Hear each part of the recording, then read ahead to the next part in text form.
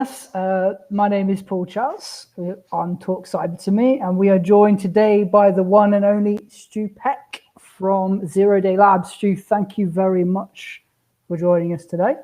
Yeah, it's an absolute honour to be here. Thank you for having me. Thank you. So yes, Stu, what I wanted to talk to you about today, so you are currently a line manager. Mm-hmm. You are the director of purple teaming, I believe. So it's not just red, it's not just blue, it's a bit of both. Yeah, I do. Well, cyber strategy, which kind of involves a little bit of both. Yeah, you in that sense. Although I don't strictly do purple teaming, I get involved in social engineering, open source intelligence, and then I also do a lot. I also look after our GRC team and our managed services team as well. So I look after like 3 teams. So training and a whole bunch of other stuff. So although I do get involved, like I said, in some of the red team engagements from a social engineering and physical security, so like breaking into buildings, social engineering people, phishing attacks, a whole range of things, and a lot around OSINT. So yeah, quite a few things really. So it's not just like one thing like this. You've got a bit more of a broader view over security in general, I guess. Yeah. So one week I can be. I mean, although I manage the teams, I'm still pretty hands-on. So because I like to be. So it's quite important to although it's quite hard, but it's still quite important to be hands-on. So yeah, so one week I could be doing like a governance review or some kind of policy review procedures. The other week I could be training a bunch of execs. I could be running a desktop scenario or some technical instance scenario where we're spinning up a combination of my team and some of the ethical hacking teams, actually simulating attack and then watching it all play out. And it's just limitless possibilities, really. I'm quite lucky. I can sort of pick and choose what I want to do. So yeah, it's quite nice. And I think obviously you run teams, so you are on the hiring side of things as well. Yeah. Now, not many people know this, but in a previous life, you were sitting where I'm sitting. You were on the recruitment side. So how do you feel? Has that benefited you in any way, in terms of like how you hire? Do you think, as opposed to your peers, has that given you an advantage? It's a difficult question to answer. So yes, having a recruitment background and being in information security recruitment as well, I think helped me get into the industry. And I was managing people when I was in recruitment as well. So I did have some managerial experience. I managed a fairly sizable team of recruiters. Was technically a branch manager and all that kind of stuff back in many years ago. But yeah, so having that appreciation of the recruitment process and what works really well, and how to encourage people to get into the industry is quite important.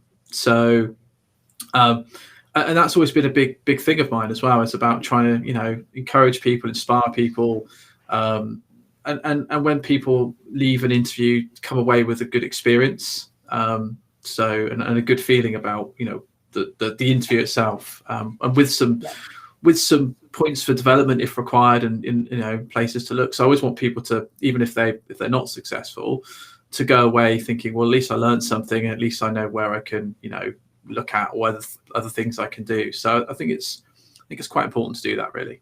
Yeah, because well, you probably know we don't always get feedback from clients after interview. Sometimes they don't say anything. Sometimes they just say no good, and they don't give you any more than that. So yeah, it's good that you actually do that. And I think as well, if you've got a candidate, who's gone in, interviewed, and then had nothing back, they would never want to apply with your company ever again. So the fact that if you give them feedback, even if it's to say, sorry, you weren't successful because of this, that, or the other, they've learned something and they probably appreciate the company a lot more as well. I think that's fair. Yeah. So I think it's a couple of things, right? So you never know where you may interview somebody and they just may not be the right fit at that particular point in time, or maybe not everyone could be. It'd be lovely if I could interview everyone's successful, right? And that'd be awesome, right? And I had the budget to hire them all, but that's not always realistic, right? So you just look at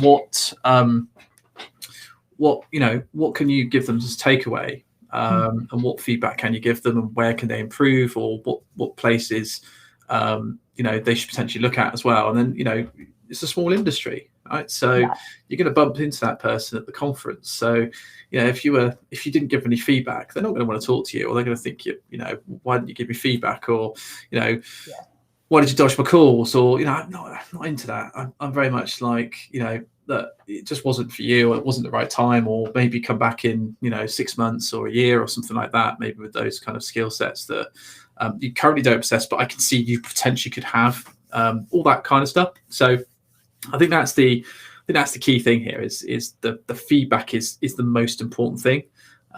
If you give good feedback and you explain the rationale behind it, people are willing to listen to it, but also they actually can walk away going, okay, well, I want to maybe come back and apply again when I've got these things, or I want to try harder, or maybe it's something they can take into their next interview and actually be successful. So you kind of help that person, right? And so it's always. And if they come back in 2 years and they've done what you've said, then suddenly you've got a great person for your team.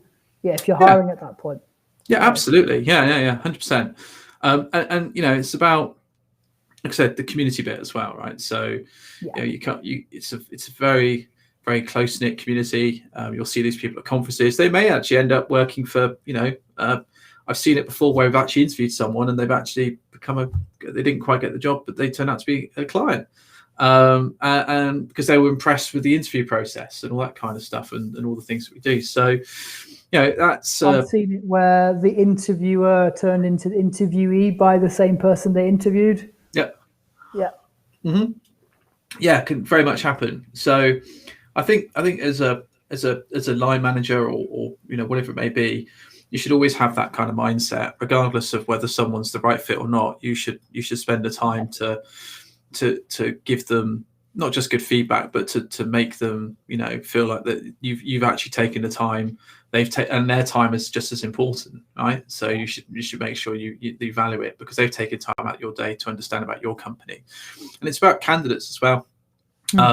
It's to realize that you're as an interviewee, your time is just as important, and the interview process is as much an opportunity for you to understand whether the company's the right fit for you, as opposed to just the company saying, "Are you right for us?" Right? Because it's a mutual two-way street. Yeah. I mean, at the end of the day, it's what I tell people when they go to interview. Potentially, you're going to be spending 2, 3, maybe more years of your life working for this company. You've got to make sure you're going to be happy there, because if you'll leave with before then, which isn't great, especially in a permanent role. You want to. If you go for a permanent job, you want to stay in that company for a while. You don't want to be jumping around every 6 months, ideally. Correct. And also, you want to see about progression. You basically want to see that they're interviewing me, but I'm also interviewing them for this job. If it doesn't fit, then go find something else. Yeah, absolutely. And that's why I think a lot of companies, companies that get it right, they invest in their people. So one of the things is that the first 6 months you want to work out what someone's development plan is. So you have the job, right? This is what you're doing right now, but ultimately, where do you want to get to, right? And one of the things my team in particular, I sit down with them. I've just hired somebody fairly recently, and she's really, really good. But at the same time, I'm like, right, you're here now, but what is the goal? What's the plan? Where do you want to be? What does good look like for you? What does your career look like for you, and how can I help you get there, right? And so what certifications do you need? What training, specific skill sets do you think you might need? And obviously, I'll help identify those as well. But the point is, where do you need investment, and how can we help you get there? And I think that's the important thing, right? You're spending. Help me help you is when you sit down with them, isn't it? Yeah, absolutely. Because you're spending a lot of time at a company, and you want to make sure that the company is getting something out of the people that work there, i.e., productivity and all that kind of great stuff. But ultimately, it's about skill development. The more skills that someone develops, the more they can turn their hand to, and the more productive they can be, and all that kind of stuff. And of course, they get everyone gets something out of it, right? So. this is one of those rare industries where training and development, all those kind of things, are pretty important, right? Some companies are even, I'm looking at a very specific role here, but check team leader.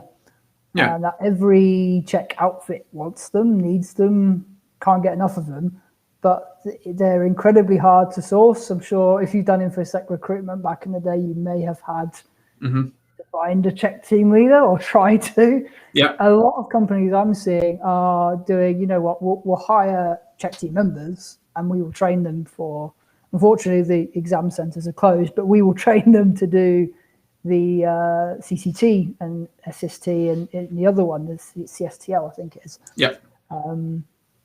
But yeah, I'm seeing a lot of that, particularly for check work. Outside of that, there is bits and pieces, but it's not to that extreme. I think because there is a pinch point there.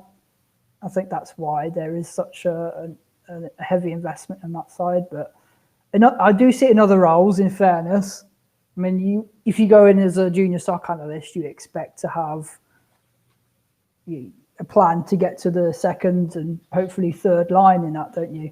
Yeah, absolutely. And SOC's a really good example, right? SOC is like the kind of the training ground to go to anywhere in InfoSec. So, you know, I've seen lots of really good SOC analysts come in and, you know, they go, right, well, what is it you want to do? I want to go into incident response, right? So they're going to go down the incident response forensics, you know, more sort of detailed blue teaming route. And then you've got other people going, do you know what? I want to do red teaming and all that kind of stuff. And then they're going to go down the red teaming route. And it's really just a good sort of, it's not a training ground, but it's a good place to start, right? And it's a good place to cut your teeth if you're just coming into the industry. And it's a good place that most people spend probably about 2 or 3 years before they move on to something else, right? They're like, right, okay. And it's also some things. So I was talking to someone the other day. I've seen, I think it was 0 Day Labs actually. We're advertising for a junior pen tester. I think you guys were a few months ago.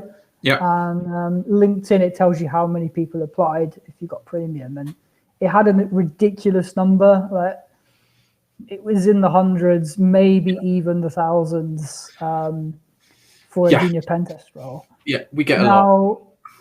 A junior SOC analyst role, I saw roughly the same period. Have a guess how many applicants they had for that? I reckon 20. Less, it was 5. 5? And it had been out the same length of time. There wasn't much difference I don't think pay was on there, so you couldn't really compare, but it was similar sort of skills. So similar sort of profile, and they had 5 applicants. And so, you know, SOC, not only is it a great way to build up your career, it's also an easy way in. I think about it. I know everyone wants the pen testing, everyone wants to be the hacker because it's a bit more glamorous, I think, to say you're a hacker than a SOC analyst. Well, yeah, it's interesting because, you know, a lot of people. So there's a route to this, right? So if you're going in as a junior pen tester, right, and you're looking to get into, you know, the pen testing market, there is a lot of people that will apply for this, right, and they'll go down the well, I've got my CH and all that, whatever it may be, right, and we won't talk about that, right, because that's like you probably shouldn't go down that route.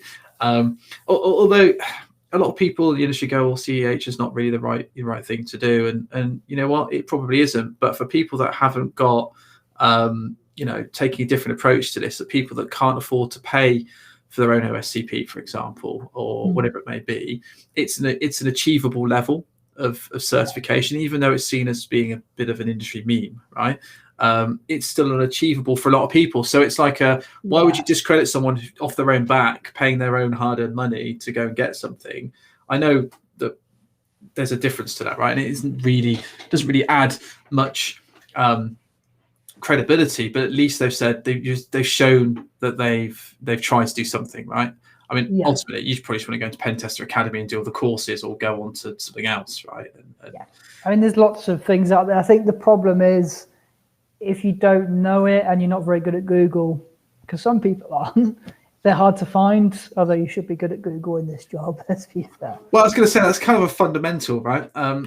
The only tool that's really important in InfoSec is your Googling skills, really, right? Yeah. Because that's the thing you're going to use the most. Everyone goes, oh, I use Kali or I use this. And actually 9 times out of 10, it's like, what the hell does that mean? I need to go look that up. Because there's going to be so much stuff you're going to find, even senior people are going to find and go, oh, is there another way of doing this? I might need to see if someone else has got a POC for that or something like that, right? So, ask if you can do a Google training course. There you go. That's a good one, right? But do not type Google into Google knock cyber. It's a terrible, terrible thing to do. You will break the internet. There we go. I've said it. But it's interesting, right? So it's someone who does a lot of OSINT, right? And I do a lot of OSINT, and find missing people, whatever it may be, and work quite closely with organisations like National Child Protection Task Force, Trace Labs, people like this, right? I always get asked, what's your favourite OSINT tool? And it's always Google. Yeah. Because you can find the right dork or the right kind of approach. You can follow the data. And I've built my own OSINT VM and all this kind of stuff, which I'm releasing hopefully very shortly. And you can get some great tools and you can do that stuff. But ultimately, when you're in an investigation, you don't want to spend ages running a tool when actually you could just probably find the same amount of data almost as quick. It's when you then find that data, you can then possibly use the tool to kind of enrich it a little bit more. But, so I think having the ability to find data quite quickly and find the right information and be able to consume it is just as important for a pen tester as it is for, someone who's starting out in a SOC role or whatever it may be, right? Even software devs say, senior software devs, they're always Googling or going on GitHub or something because they don't know no one can know everything, I think, is the... Well, in this industry, certainly not. Yeah. Look at InfoSec, it's massive, right? Yeah. How can you know everything of all the domains in InfoSec, right? You've got to focus on something that's right, you're interested in, right? And then move from there. And you can be very, very, very good at something, but even in a particular subject, I don't think it's possible to know everything. It's just, or your head will explode, I guess. But the other thing is, like, everything, let's just say today there's a certain number of exploits. Tomorrow that number will have grown, and so on. So it's always evolving, isn't it? There's no... Yeah, it's all relative though, right? So yes, the specific attacks and exploits may exist, but the mechanisms for delivering those possibly might be similar. So it's about finding the use cases that may be slightly abnormal. Yeah, the attack vector itself, the mechanism of how that attack's delivered may be similar. So, and in most cases, there are very few cases where we see completely new stuff being used en masse, apart from like Exchange and stuff like that, maybe. But it's very rare to see those type of mass attacks. But yeah, the targeted attacks is where you're going to spend a lot of your time. Yeah. And talking about community earlier. Now you run or co-organize the Many Hats. Club. Yeah, I founded that community. I'd like to say it's almost 3.5 years ago. 3.5 years ago. Is it mainly Brits on there? Are they? So I've seen mostly on the Discord. It's certainly mainly British. Well, I think a lot of the staff and admins, I think, is maybe 60% British, and then we've got European and then American and all that kind of stuff. One Canadian, but but the community is pretty global, to be honest. We have people from all over, as you do on most Discord servers these days. Anyone drops in. But when we first started, I think probably the majority of it was actually US. And then the British side started building up maybe sort of 6 months in, I think, and kind of flipped. Word of mouth, was it, to get that out? Or... Say again? Was it word of mouth when you sort of built it out? Or... Yeah. So when we started, it was a bit of a random thing. So we kind of... I was talking to one of the guys that kind of founded it with originally, and we were just on Twitter, and we were just talking about how crowded Twitter is, and like how you can't have a decent conversation. So we were going to set up an IRC, and actually we looked at IRC and went, that's just completely dead. No one's using it, right? So we looked at some other platforms, and I started using Discord for probably about sort of 6 months. I said, why don't we just use Discord? I was using it for it was actually in some random Bitcoin servers, but never mind, some weird stuff I was researching. And I just said, let's just use Discord. So we put a vote out onto Twitter and see what people said. And then we actually decided Discord was the most popular. So we formed Discord server. And within the first day, we had about 150 people join. And then it kind of grew from there. I think we went up to about 10,000 users. And then I kicked about 2,500 people in one day. I just said, look, these people are not doing things, let's get rid. But yeah, we got, I think, we're the first InfoSec server to get Discord partnership as well. So that was a pretty difficult process, seeing as they're only giving out to gaming servers. So managed to break their mold and convince them eventually after rejecting our first one. And then we tried. Well, we rejected it. I don't know why I can't remember why they rejected it. It was some really random. I think there was like an error on the form or something. And we knew someone who worked in Discord security, so we just reached out to them and said, "Look, there you go. What are you doing wrong here?" He went, "Oh, you've made a mistake there. Just change that, and then it should be fine." And that was it. We got in. Fair enough. I know, like, if I was to say I was joining your Discord today, so I'm completely new to InfoSec. I know nothing about it. Where would you recommend that I would start talking or having a look? If someone's quite new to InfoSec, and obviously try and avoid main because it's just chaos. But if you want to go, there's a couple of channels. There's like a kind of student zone. There's like a noob zone. There's like a lot. And the channels are all broken down by category. So if there's a particular area of interest, you can just go in there, and there's always someone in there. And then actually, if you're quite new to Discord, then head to Friends of the Many Hats Club as well, and then you'll find all kind of servers we partner up with. So you can go join like the trusted sec community, or you can go join the certification station. That's actually a really good community. And a bunch of others as well. Like if you're going to get into hacking, there's a Hack the Box community, although that's massive. That was gone from like, I think that went from like 3,000-4,000 users to like 63 now. Yeah, ridiculously large. And so, obviously that I generally don't go in there because it's just chaos. But I think the key thing is starting kind of in the areas that you might want the most interest, and someone's always going to be able to help you. So that's the interesting thing. That's what I like about these kind of communities, is that if you've got a question, you can obviously Google, but then you can just fire it out and someone will come back and help you.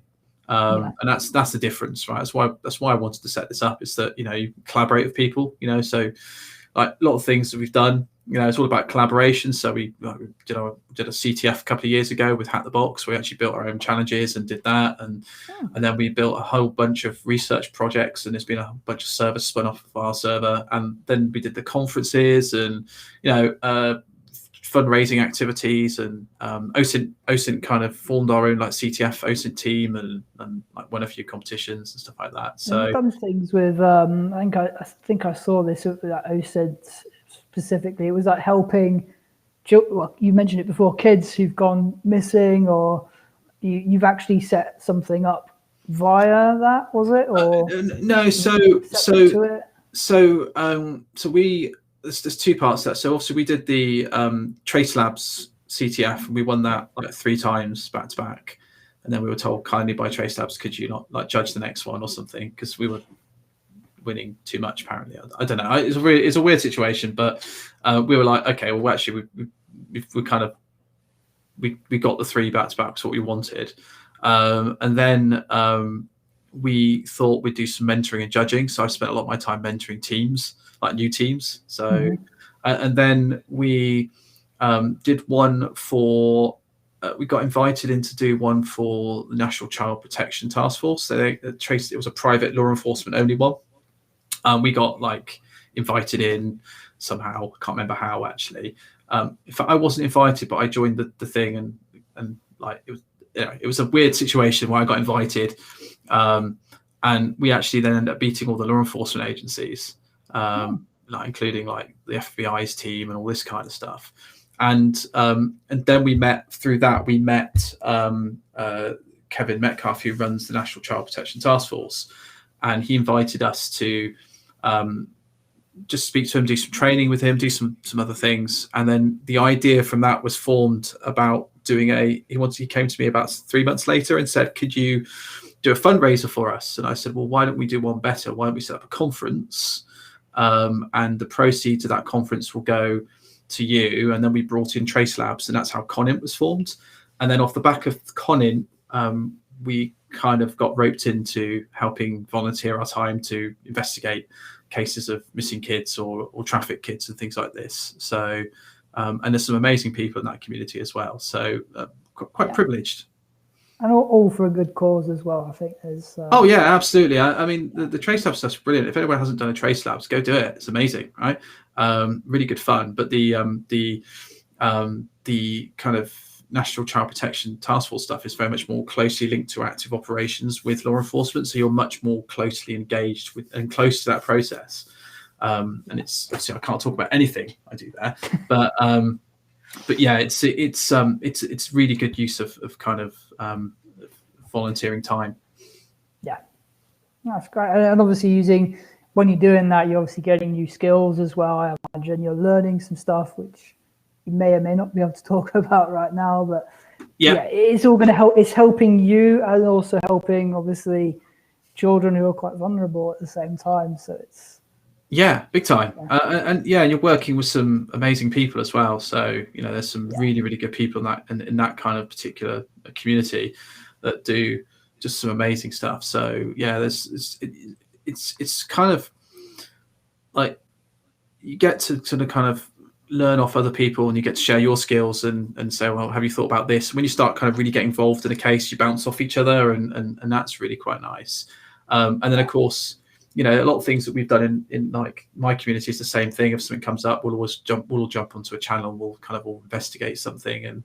And so, yeah, I think having a community or being able to kind of bounce ideas off each other, you just learn so much so quickly, and you become quite well aligned as well.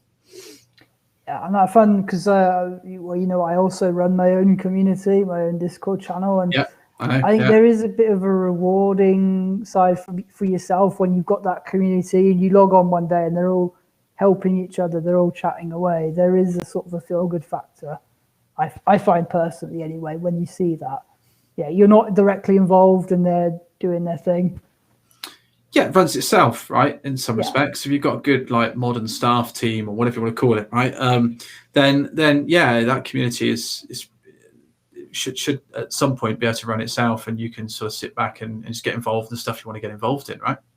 Just go on the Not Safe for Work channel. Pretty much, yeah. We don't have one of those, or do we? I can't remember. No, I don't think we do. But yeah.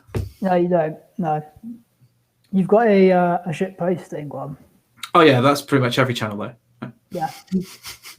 We had to put ours in Not Safe for Work and roll only because it was getting a bit too out of hand. So it can well do, yeah.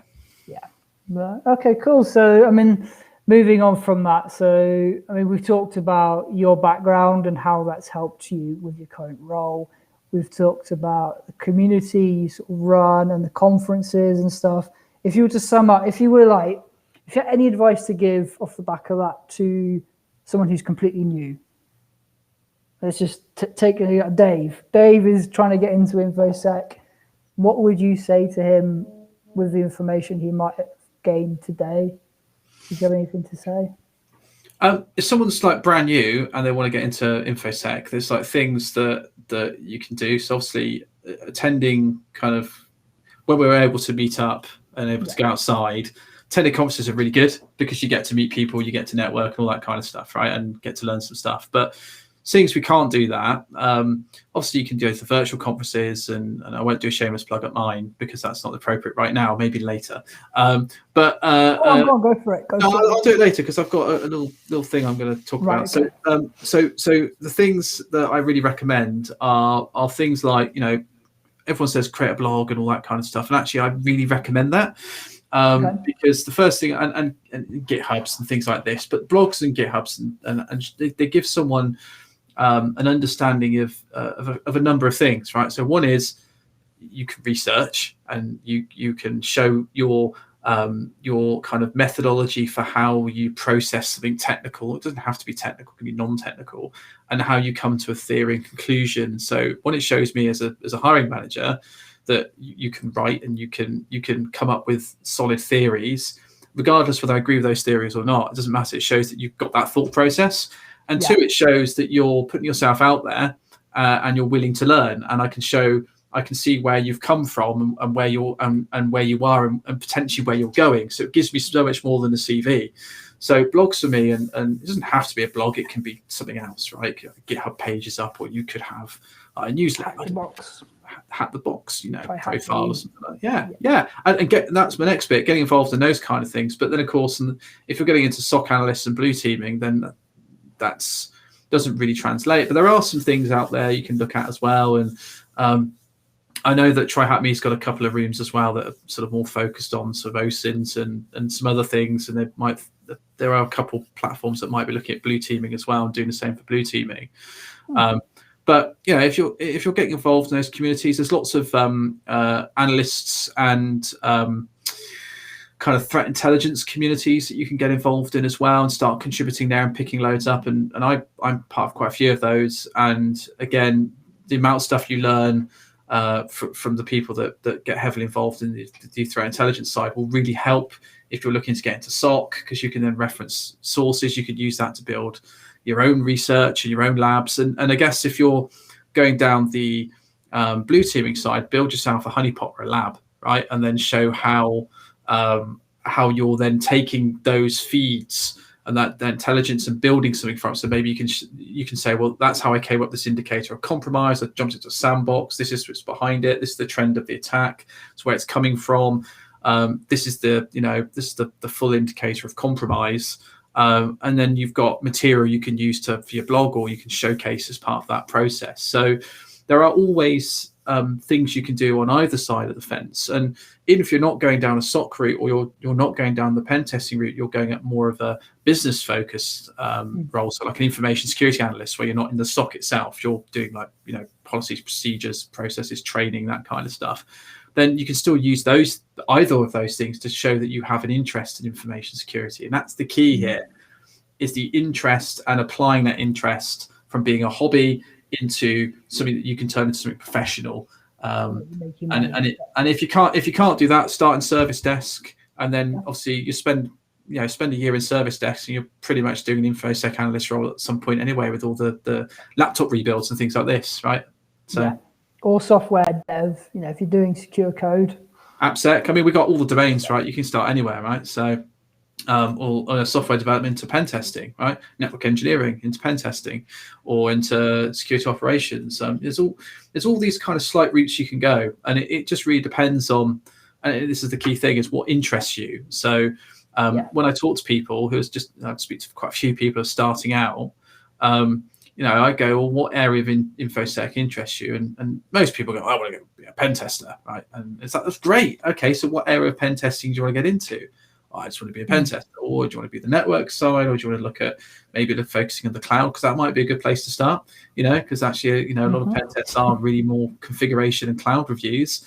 Or maybe application side. I was like, I haven't really thought about those, so we'll have a look at those and see which one works best for you, and then build some domain knowledge in those areas. But obviously focus on the network fundamentals as well. And so I think this kind of industry is so broad. There are so many things you can do. It's not to get too bogged down in the broad nature. It's to find somewhere you really are interested in and build some domain knowledge. And then you can expand from there, because it will lead into other things and naturally bleed into other things as well. And that's kind of my kind of key advice, I guess. Yeah. Don't what I did. Don't phone Paul and say, I want to get into cyber, and that's it. Because I get a lot of that. I want to get into cyber. Okay, what do you want to do? And do you know what cyber is? Yeah. Yeah. There's that as well. A topic for another day. But okay, so create a blog, or use online platforms, Hack the Box, TryHackMe, just to showcase your skills, I guess. Yeah. In a way. Obviously, if you can get a cert in your area, if you can afford it, then great. But if you can't, then that's a great way of compensating for it, I think. Using these things. Yeah, definitely. I mean, like, not everyone. If you're working at a company and you're just starting out and they'll pay for your cert, great, go get a cert. It shows the Sec Plus or something like that, right? Fairly good cert for starting out. But I think the key thing is that certs are important, and we can probably talk about the job specs that junior role, you need to have CISP and all that kind of stuff, right? Don't listen to those job specs. Realistically, if you can show good experience, or you can show good learning process and capability and domain knowledge in some area, people will look at that usually over a cert if you can showcase enough, right? Because they can show, well, okay, you've got the required knowledge and you've showcased some experience. I know you could get the cert, so actually, to be honest, we'll just put you through it when you join. Most progressive companies would do that, right? I think so not everyone's got $1,000 or more to spend on certification. These certs aren't cheap, right? No. Try and do SANS course; they're really expensive. Yep. And they do sometimes transform into sort of like a gatekeeper sort of scenario where you need, like, for example, pen testing. Everyone needs OSCP these days. That's the sort of norm that I'm seeing anyway. I kind of agree that it's a lot. For a student who's left uni, who's been living off a cup of soup for 2-3 years, to then ask them to say, right, you've got to fork out $1,000 to get OSCP, otherwise you won't get the job that you've been promised all the way through university, that you will get that pen test job. It's a hard conversation to have. It is, but and there are ways around it, of course, and you've said a few, but that is the more common route, I think, is to just do OSCP and then apply. And OSCP is not something that's going to be quite easy to do straight up. And a lot of people do it, by the way, and a lot of people pass it, but it's a good it's a good slog to get there. And I can recommend, actually, if people want to guide, the TJ Null has written a really good guide. I'll probably send you a link for it on basically preparing for OSCP and PWK. It's definitely worth reading. I think he's about to release a new one, actually. But that kind of guide will give people the prep and the knowledge and the tools and all the kind of the ideas to get ready for a OSCP. But I think pen testing is probably one of your exceptions to the rule, in terms of the fact that certs are very much more required. Now, if you're going in as a junior pen tester, and they have like an academy or whatever it may be, whatever to call it, right? Then actually that's understandable, right? That you wouldn't need to have that. But I think if you're going in a mid-level pen testing role, you should have already have your OSCP and your CREST, CRT, whatever it may be, or equivalent, or equivalents are available, right? So I think those are the exceptions to the rule, because you need that from a baseline of it's a pen testing role is a little bit more senior, in my opinion, than say in other types of role, because you need to have that knowledge, and you're doing something offensive, so you should have some expertise and some understanding before you're let loose on someone's systems, right? Especially if you can break the system and then the website goes down. And and just going back to SOC, I mean, what sort of things would you say? So I want to get into SOC. I've got a blog. I've maybe done a degree in cyber, so I've just left uni. I've got a blog or two. Maybe had a look at Network Plus from CompTIA. Or Security Plus, Network Plus. There are some other courses, and I need to dig out my brain of the other ones that I think might be quite good. But also I'd say more than that. You can get yourself an instance, get yourself a couple of VMs, spin up Kibana, build your honeypot, and just then pretty much Kibana, you've got everything you need just to start doing some analysis of some logs. And that's pretty much an open source. You can build your own open source SOC. You can probably build some rule sets analysis, Catcher, or probably not Snort, but something like that in there as well. And then you've got yourself a little lab that you're kind of testing out your process. You could even feed that into an open source ticketing sort of platform as well, and then start building out your own SOC tickets to show how that might work. and all of this you Yeah. could do for free. There's no cost of Well, it costs time, obviously. time. But Yeah, it's not. Yeah, but it's not. There's no investment apart from your memory and your PC and your you need your your server. PC. Knox has just said something, talking about LinkedIn as well. So yeah, obviously network as much as possible. I was talking to a few people the other day who, saying I'm nervous about connecting with like people like yourself, Stu, leaders in industry, because obviously there's the fear of rejection, isn't there? No one likes to say or have someone say no to them or ignore them. What would you say to someone who like that, who's a bit scared of not just yourself, but any leader in industry? They want to connect to you. I hope no one's scared of me, unless I've got a reason to be scared of me, I guess. But I hope no one is. I try and be really approachable, and I'll talk to anyone, right? Within reason, of course. So, like Russian hackers or something like that, probably not. I'll try and avoid that. But there's a line I don't cross, right? But in terms of like speaking to people, I think it depends on the community. I know Knox says that LinkedIn community is pretty good. It is pretty good, and people are quite open to engage. I think the challenge is that you also get a lot of people that they connect, and it's the connect and then sell, right? So people like me, I have God knows how many messages on LinkedIn I get a day. I just dare not to read. But when people says, "Oh, I'm looking for a position, can you help me?" If I can't help them because I'm not hiring, I'll always go, well, I'll point them your direction, or I'll point them in, someone I know who might be hiring.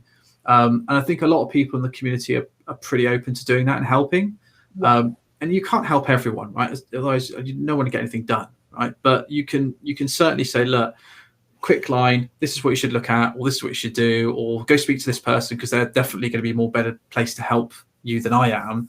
I think it's just common courtesy to do that, because people will have that. It's like the interview process, that good experience, right? And you don't want to be that person that gatekeeps and says, oh, well, you don't have all those certs, therefore you need to go get those certs. And actually, there might be another way of doing it, right? So Twitter's probably a really good place to get involved in within the right realms of security. So the UK cybersecurity industry, InfoSec community, and Twitter is actually pretty good. US is all right, but they also blur the lines quite a lot. They are pretty much the same community, but there's a lot of trolling as well, and a lot of gatekeeping going on in Twitter. But I think it's got a lot better. The UK is much more open. The US I've seen, not so much. Not just from because they might not know I'm a recruiter. I'm just talking, but they tend to get offended a lot easier by certain things. I think it's maybe British sense of humor doesn't translate. Yeah. I think you've got to be careful on Twitter, but I think as long as you're open and you're new, and if you're new in InfoSec and you want to get noticed, just say I'm new and I need some help and any advice, and make it a tweet, and you'll get lots of help and advice from people, and they'll welcome you, open up. Yeah. Excuse me. We always want new people. We always want new people to come in. There's not enough people in this industry. Right? I know. I'm not going to talk about the skills gap and all that kind of stuff because that's artificial. But there is definitely a shortage of people, and we will need more people because it's that kind of cycle. So more people to be trained. I think that's the key. We need to let the youngsters in. Well, maybe not the youngsters, the juniors, the people trying to break in. We need to let them in, let them train, and then there is no skill shortage. Yes, let's let the skills get flow. Yeah, I'm not a big fan of that skills gap term, but it's one of those things, isn't it? It's just we need more people. That's pretty much it. And I wish I could hire lots more people all the time, but it's about what's relative, right? But there are companies out there that are really doing a lot to develop and train people, and I think that's a good thing, right? Yeah, I know it tends to be the big ones. Obviously, they've got the resources for it, But my dream would be to, like if you're a brickie, you become an apprentice, then you become a brickie full on. If we could have something similar, like you're an apprentice SOC analyst, and then you move into that would be ideal. But obviously, it's not. Well, there is cyber apprenticeship programs out there. There is, but they're not. they're not kind of that well defined at the moment, should we say? No. But I think it's a valid point, right? Yeah. If you could say, like, I'm a pen test apprentice, and you do, like, you start. I mean, you don't really need. What do you need to do, like, super basic vulnerability scanning? You don't need much knowledge. You need to know your network fundamentals, right? So OSI and all that kind of stuff. Then you need to know your application, if you're going to the application side, so basic understanding of, probably more than basic understanding of applications and how they're put together. So you need to know your Python, different languages and things like this, and then obviously understanding how these things are vulnerable and can be exploited, and then yes, vulnerability scanning, yes, is a very basic thing to do, but that's more sort of initial. That's what I was getting at for an apprentice. That's where so you would off those initial exercises, right, and then working with someone to actually build upon it. Yeah, it makes sense. Yeah, that would be my dream if I was, I don't know, Caesar of the UK, or whatever that would be. That's what I would probably kickstart. Would be an apprenticeship scheme. That would be pretty cool, wouldn't it? Yeah, one day. If you ever do them at 0 day, let me know. I will advertise them for free. Oh yeah, thank you. I appreciate that. Yeah. Because obviously, if you've got paid roles, then give them to me. But if you've got apprenticeships, not a problem. Yeah, so we do have interns now and again, but the challenge we have is that I'd love to do apprenticeships. It'd be brilliant, right? But it's then about time and resource and all that kind of stuff, and I think personally would love to do it, and I think it's a great idea. It's just finding the right kind of thing, right? And even the graduate programs and stuff, we don't really hire like super junior people to train up. It's more sort of mid-level and senior people. That's the business model. But I think there is a need for us to start to think about, can we hire like more sort of SOC analysts or intelligence analysts and then train them into the other areas and disciplines. And so they're the things that you think actually that would make sense, because then you can build that kind of academy and people can cut their teeth, and then you can develop and grow and mentor and train and upskill. And they're the things which would be nice. Yeah, one day.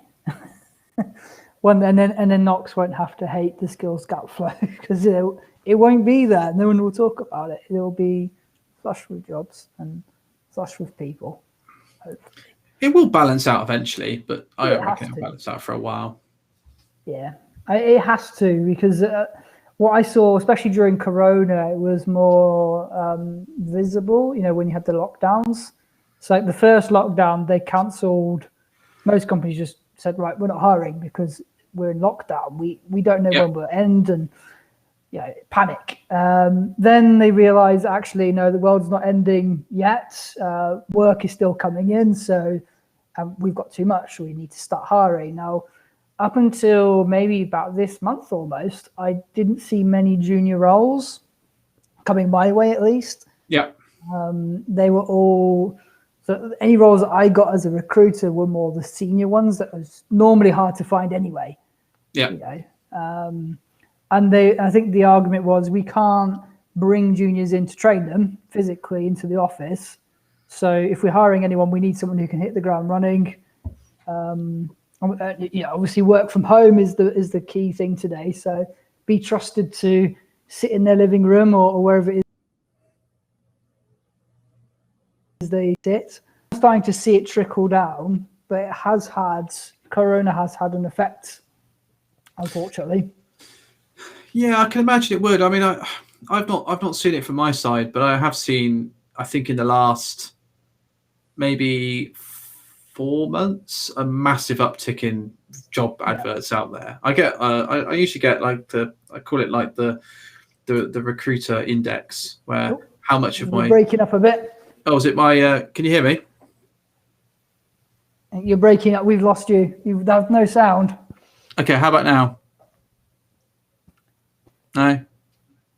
You're back. I can hear you. Back. You've got low network, so you just froze then. Yeah, I thought I saw a blip in my internet. I'm just double checking. Hang on. I might change networks. Never mind, we'll see. Right, but yeah, I call it like the recruiter index. So basically how many job adverts or recruiters I see in my feed at one point in time. And usually for the last couple of months, it was quite low. Like 6 months ago, it's quite low, but now it's just like there's so many.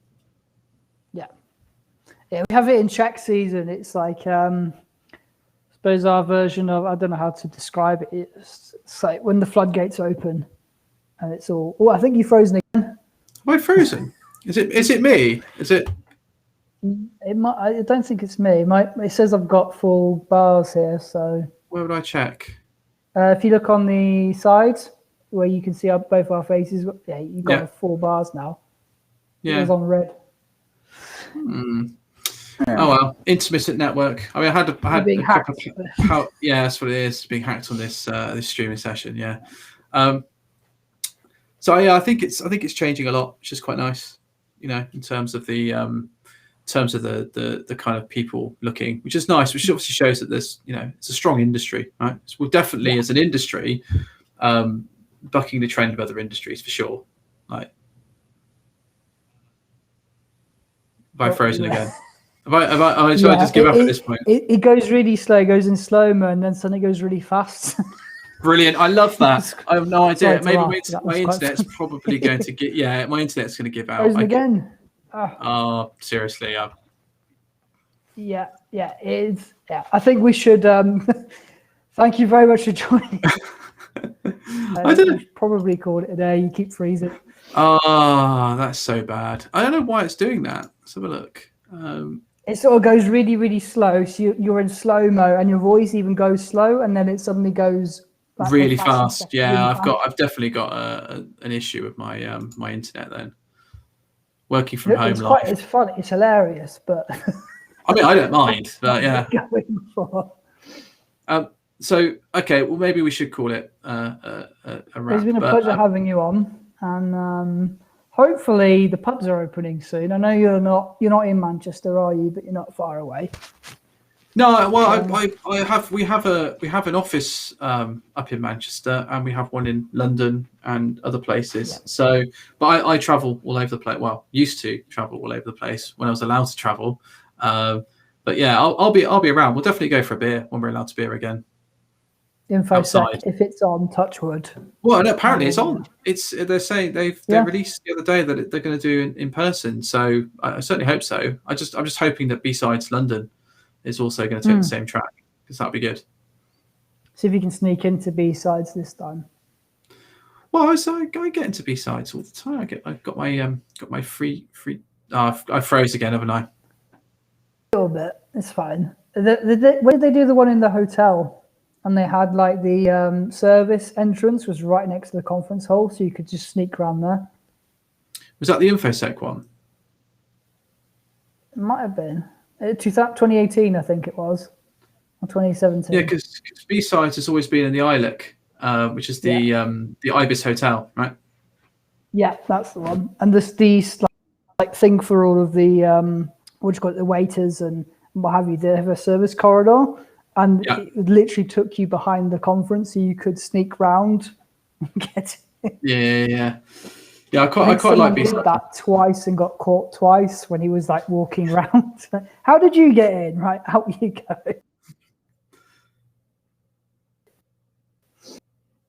I don't know if it's you. Yeah, it's me. I'm freezing. It was a good start. Strong start. Strong start. All finish. Well, thank you very much for joining us. Anyway, ladies and gentlemen, this has been Stu Peck. So big round of applause to him, and hopefully we will see him again. Hopefully one day. Better internet this time, clearly. It has been recorded. Hopefully I've recorded well and I've not messed anything up. So I will put it on YouTube and probably LinkedIn afterwards. So you can always catch up on there. Have a good evening, everyone. Take care. Excellent. Thank you very much. Thank you.